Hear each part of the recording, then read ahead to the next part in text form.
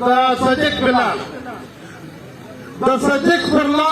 بلال د کور کومه چاپه ورسوې ده موږ کمیټه ماتې ته ویلي دي چې موږ سپی د پښه نه یې ولاړ صدیق بلاله که ته یې که شاګرد یې موږ په ډېره سخته او په ټینګه موږ سپی د پښه نه یې ولاړ موږ به سپی تر مخه ولاړ یو که بله ورځ چاپه د سرکار له طرفه پرواز شوه ډي سي دې هم واوري ډي پي او دې هم واوري د ده په تاڼه د ده په کچاورۍ په قسم که راته ننوځي چې دا ګر د دنیا ووایي که موږ باندې چاپه وو موږ تا ته وایو صدیق بلال دی شاکر دی مولوي مصطفی دی زه خیمه درښیم چې په دا خیمه کې ناست یې ته که رښتیا نه یې موږ ماښام ناست یو ته راشه چې موږ ستا سره ساعت جوړوو ته که رښتیا نه یې ته به نن بعد پر یوه کور چاپه وو خبره دی نه ده دا زموږ د کمیټې ملګري دي موږ سپی ته ویلي دي چې موږ امن غواړو جنګ نه غواړو هره وخت ته چاپې وې صدیق بلال پسه دهشتګرد نه دی نه مولوي مصطفی دهشتګرد دی نه شاکر دهشتګرد دی زه تا ته اوس دهشتګردان درښیم زما د اکا زوی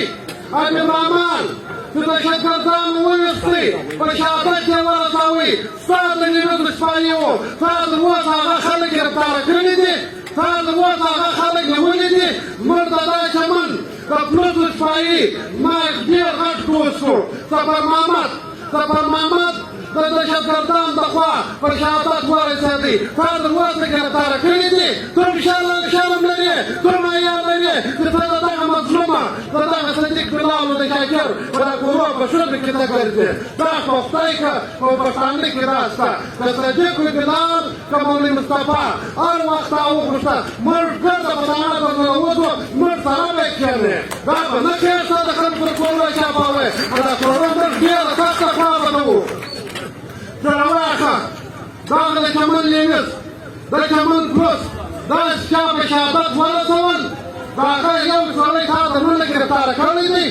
کوم خبرې کوې دغه پر امن خلک چې هغه تا ته وایي وایي زه کار غواړم روزګار غواړم کاروبار غواړم زما مځکې له باډر څخه په خوا به څاوځي زما هجرې په خوا به څاوځي او زما مړی هلته پټ دي زما بیټک په افغانستان کې دی کور مې په پاکستان کې دی دا خلک تا ته د امن پیغام درکوي ته پلانونه جوړوي دا خلک عزته کوي که وګوره ما له ورځ په ورځ قسم راځي چې شپږ پنځوس اووه پنځوس شپې د دغه مظلومه خلکو کېږي تر سبا پورې سبا د محمد خان کیمپ راکېږي د سبا څخه بیا موږ بل قدم اخلو که سبا څخه بل سبا دا درې شپې کیمپ دی چې دا پوره سو بیا به موږ ته کوټونه تړو پر کوټه به روانېږو د دغه مخ د ګورنمن وو د وزیراعلی اوس مخ به بندوو دا به پرېږدو چې په ګرده تیار یم چې ولې کومک کوئ ورځ په ورځ موږ زړونه راکوي ورځ په ورځ خلک کمېږي دوی هېر شئ